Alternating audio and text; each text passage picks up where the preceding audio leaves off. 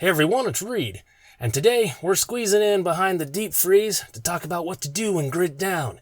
So I'm wasting all my valuable solar power to give you guys some very important information, because there was a video that was released out a while back by a person, and I'll link to it up there and put a link in the description. Not going to name names because, whatever. But they had a thing talking about an amazing solution for grid down for how to keep things frozen. I checked it out. And I thought to myself, I believe I got a better answer. And that's what today's video is. If your plan is to bug in and you want to be able to store a lot of frozen stuff to be able to get through grid down or just off-grid solar power, I got an answer for you that I think you will find very educational. Although it's a bit of a tight fit here. But I think you'll find this very illuminating. So let's switch around and get to explaining. All right, we got everything all flipped around here. Here's my kilowatt meter, and it's measuring watts, so real unit of energy, which is real helpful to kind of get an idea of what the heck we're doing. Here's the compressor to the freezer, and here is a light bulb, standard old incandescent style. Figured I'd use something that's a bright idea sort of thing. Okay, yeah, you guys can yell at me later for the bad humor. And try not to mind the mess on the floor, because apparently I need to sleep under here a bit more from moving out the freezer. Golly, these things get dirty. Anyways, let me show you this. We got our plug here to our light bulb. I'm going to plug it in. Okay, so still 0 watts. Let's turn this thing on. So it got a bit brighter, and it's reading, 72.7 something watts. That's good. It's supposed to be about a 75 watt light bulb. There you go. So that's how much this light bulb needs for energy. 72.6 watts of power. All right. Yeah, good old light bulbs that are horribly inefficient, consuming and eating lots of energy. We all know and love them and how hot they get. Actually, I don't love them. I always hated these darn things. Couldn't stand the color of them either. Anyways, let's switch over to the freezer. I think you might find this really interesting. Get this off. So, wow, that's really wanted to hang in there. All right, we're all set up to go with this. I've turned the thermostat in the freezer down because when I first tried this, didn't turn on. Does help if the freezer wants to turn on when I plug it in to show you what I'm talking about. Anyways, here's the kilowatt. Here's the power cord to the freezer. Let's plug this in and see if you guys can see what I wanted to see. All right, here's going. So it started out. That was the surge. And now it's a drop down. So it's running watts of this freezer is 58 watts. Yeah, to run this freezer takes less electrical power than that light bulb. Now how's that for a surprise for everyone? Yeah, this crazy freezer here that I use because I shopped for a freezer that was real friendly to solar and off-grid and all that sort of stuff uses less power than a light bulb. And funny, it's actually using, 60 watts or so, which is what the other person was bragging about was so amazing and special. But this is a freezer that I bought at a store.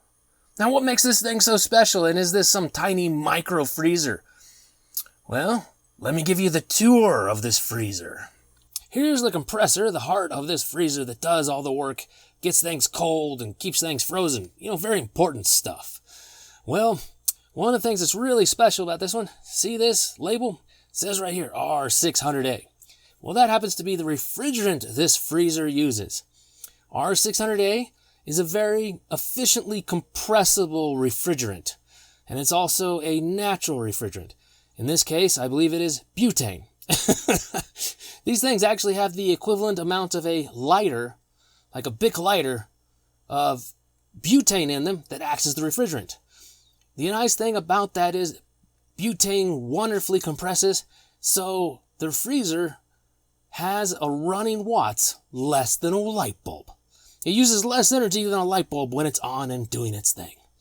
Now the other thing that really makes this freezer very efficient and very effective is this wonderfully large heat exchange coil that runs up the entire back of the freezer. Ooh, spiffy. Now most freezers and stuff like that a lot of places sell, they don't have these on the back of them. and they're enclosed and stuff like that. And you see, the freezers are just, solid. They don't have one of these sticking out. Well, this is very big, meaning very efficient heat exchange. Very, very important. And I really like this. Means things don't have to be on for a very long time, and it does a really good job on exchanging the heat. Now, you're probably wondering, Reed, how big is this freezer? Well, let me show you the front and the inside, and let me get this thing moved back into position so I can do that, and you guys can see what all I got in here. If it happens to be a little bit bigger than the other one that the person was advertising that used 60 watts.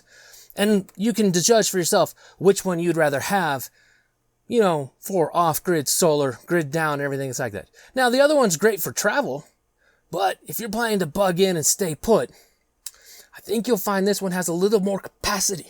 So let's take a look at the front. Here's the front of this freezer. This freezer is made by Danby. I found their products to be very good, very effective, and do a great job. And I've been very fond of them. Now, if you don't have Danby where you're at and all that, look for a freezer that uses R600A refrigerant. They are very energy efficient in most cases. Also, take a look at the Energy Star sign. Very, very helpful. Now let me open this guy up and you guys can see.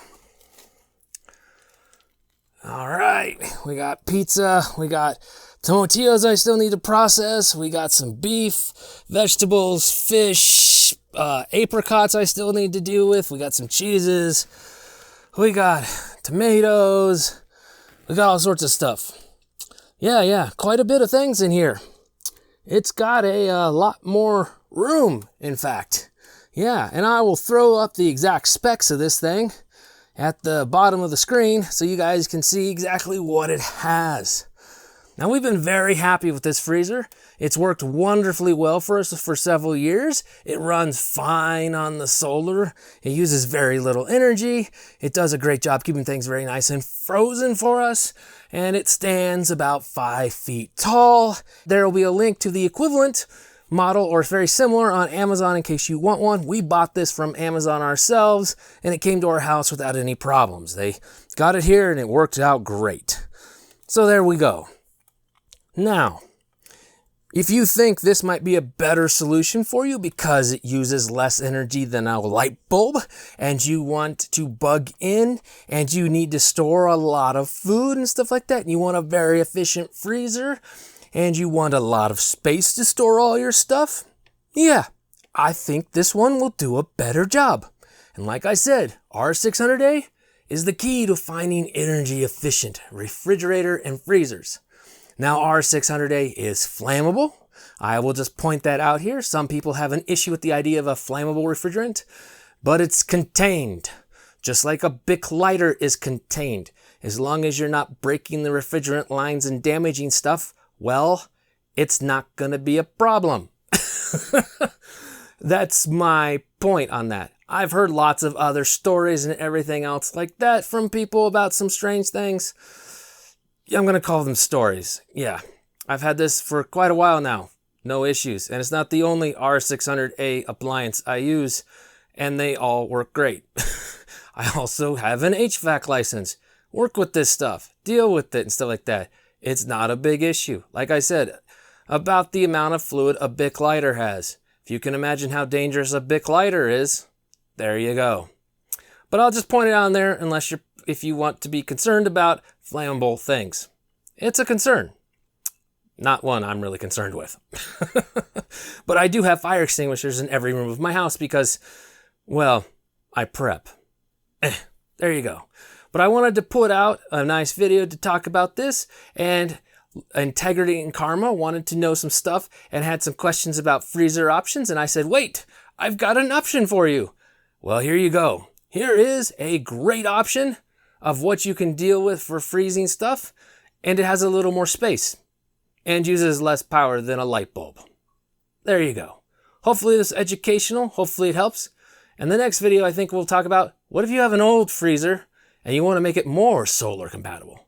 That one will revive some electrical wiring and stuff. So don't electrocute yourself, everyone. Be careful. And if you're nervous, leave it to the mad scientist Reed. So, anyways, hopefully this helps. Reed out.